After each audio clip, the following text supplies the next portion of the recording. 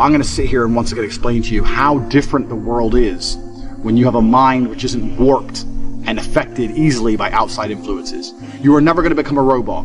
This has nothing to do with not feeling emotions. This has nothing to do with just becoming an empty, emotionless void of a person. That's not what this is. This is about understanding that you're a human being. You're going to feel emotions. This is a beautiful thing. And making sure that you use them in the correct way. A. And B, you do not ever let them stop you doing what you're supposed to do. I say to people often, I haven't felt like going to the gym in 2 years. I'm wearing my gym clothes right now. I just finished training. I haven't felt like training in 2 years. After 10 years of professional fighting, after giving my life to exercise, genuinely, I have not woke up and felt like, oh, I really want to train. I haven't felt that way in a long time. That's why I retired from fighting.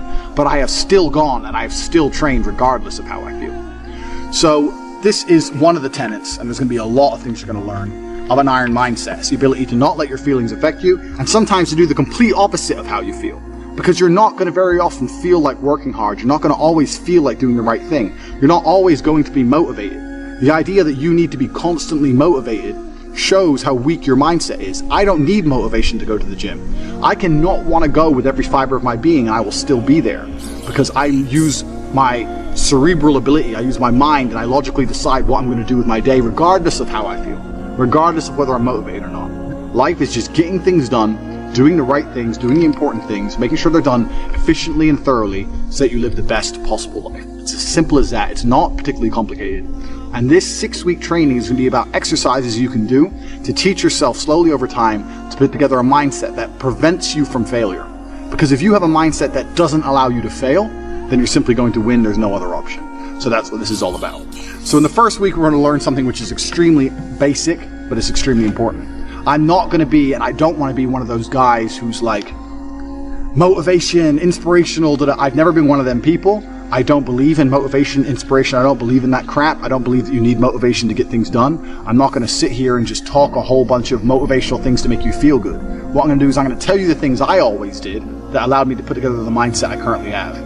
So, if you look at any story, literally any story with a hero in it, they all have one thing in common, and that thing is that there's always a villain. You cannot have a hero without a villain. It doesn't matter. You can think of any superhero, any comic book, any book you can think of, any movie, there's always a good guy and there's a bad guy. So for the good guy to exist, there has to be a bad guy. There's no other way for the duality of the universe to continue without this basic tenet.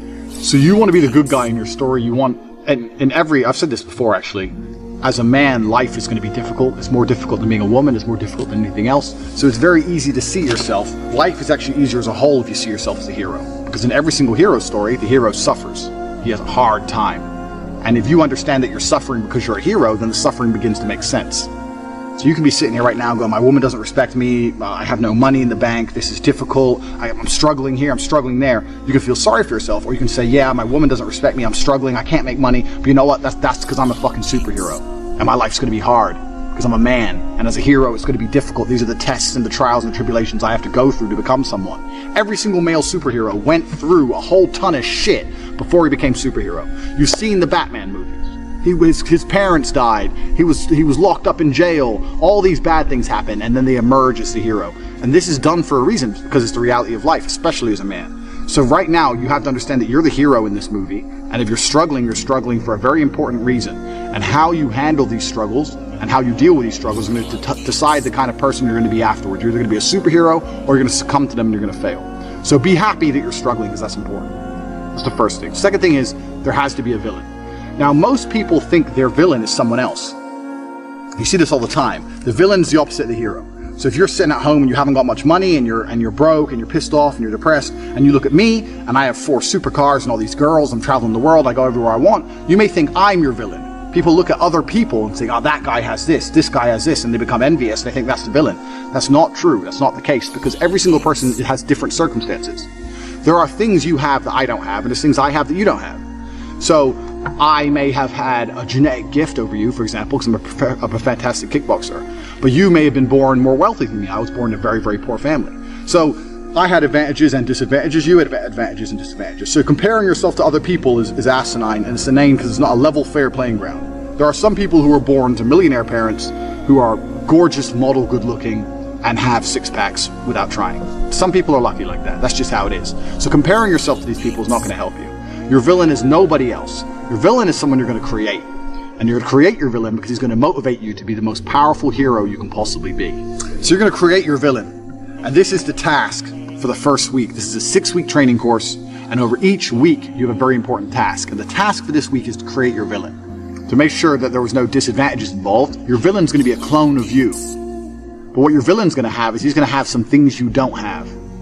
And your villain is going to be the person who basically, without requirement for motivation, without being, no matter how he feels that day, no matter how stressed he is from work, regardless of what happens to him, your villain's going to be the guy who always does exactly what he wants to do. So your villain's going to be the guy who goes to the gym regardless of how he feels. Your villain's going to be the guy who approaches every beautiful girl he ever sees and says, "Hey, I really think you're beautiful." Goes over to him and talks to them. Your villain's going to be the guy who asks for a raise at work. Your villain's going to be the guy who does everything he wants, regardless of how he feels, regardless if he's not motivated or not, regardless if he's shy to talk to that girl or people are watching or his ankle hurts, he doesn't want to go to the gym, whatever. Or his boss he thinks his boss is going to fire him. Your villain is that dude who does anything he wants to do. So for this week, you have to sit and you have to make a list of all the things. You have to sit there and say, if I did everything I want to do, if I were to be the best version of myself possible, what would I do? Okay, well, I'd go to the gym every day. I'd get up at 6 a.m. and I'd go to the gym every day. You write that down. I'd approach every beautiful girl I ever see and I'd introduce myself and try and get their Instagram or their number. You'd write that down. For example, I'd start a side business. Even though I don't know anything about it, I'd learn how to make websites. My villain's the kind of guy who would sit there and he'd learn how to do it by himself and he'd start his own online business. Write that down. My villain's the kind of guy who reads really important books. I say I don't have time, but my enemy, this villain, he reads books. He finds time. He doesn't watch TV ever. He doesn't waste time ever. He doesn't eat junk food. He reads books. Writes it down. And you have to make a list. Now this list at first should be easy for you, but then you're going to get to about 7 or 8 things and you're going to stop. No, this list needs to be 25 to 30 points long, minimum, because this is going to become your enemy for the next 6 weeks of training. You want to become a hero, you need someone to battle against. This is who you're battling against. You're battling against a better version of yourself, a version of yourself that doesn't succumb to how he feels, but does what he's supposed to do anyway. So this is who your villain's going to be. And when you're writing down this list, all the qualities your villain has, imagine what this person looks like. You have to put genuine effort into this. You have to imagine what he looks like, imagine how he walks, imagine how he talks, imagine what people think when they see him.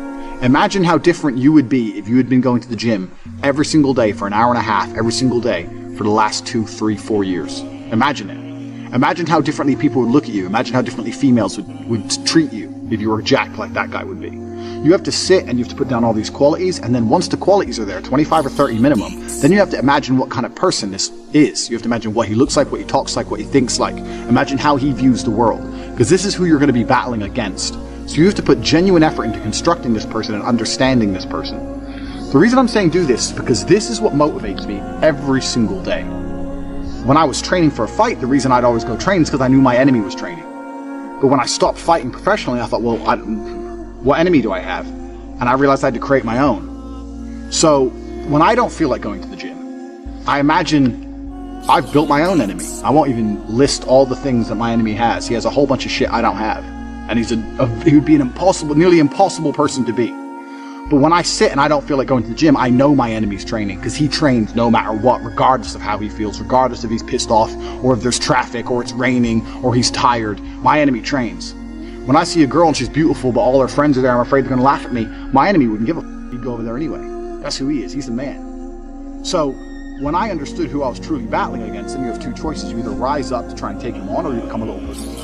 Here's the choice. Do I want to lose to this man I've created and I've built? Do I want to lose to him, or do I want to beat him or compete with him? And you have to make a choice, and you sit there and go, well, I know that the person I created in my mind, my arch nemesis, would go over there and he'd talk to all the girls. 2 of them, let alone 1. And the crazy thing about all of this is that this person is you. This person is you. It's just you with a little bit of a different path or a different take on life. It's you who's the person who does whatever he's supposed to do regardless of how he feels. It's you with an iron mind. This is the exact point of it.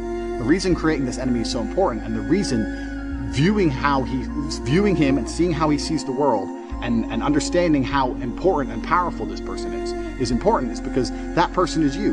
That person is you who does what he's supposed to do